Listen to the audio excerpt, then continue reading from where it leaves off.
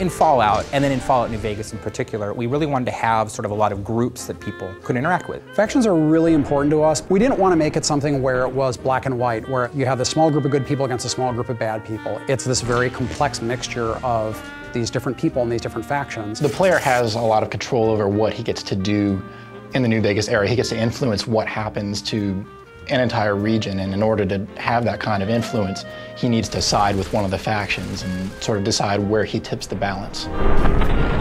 It's all about war, and that's what Fallouts have been about, is war, and so how we're really showing that is war between these factions. We want the player to sort of have that hesitation when they're like, where do I really stand with these organizations? Like, is it really the right thing to back X, Y, or Z? And even if I go off on my own, what does that mean for everyone who's living in the world of New Vegas? We have three primary factions, one of which is the New California Republic. Which is this big, sprawling government that's gotten too big for its own good. It's so big, it can't control its own territories, it can't police its own laws, it certainly can't protect its own citizens.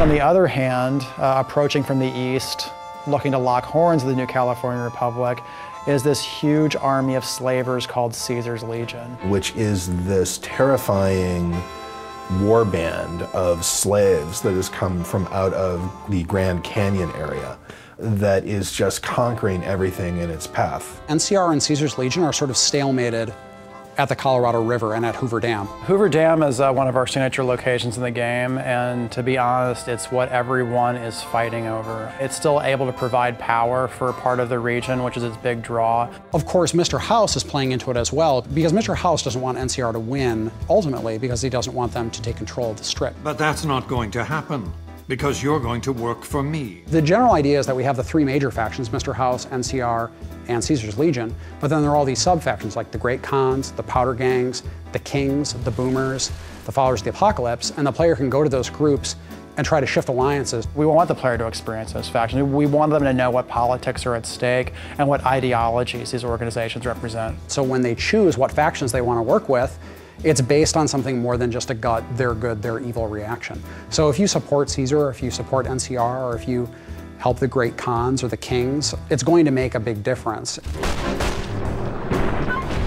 You can decide, you know what, I don't think any of you are really particularly well suited to be running this place, so I'm gonna fix that.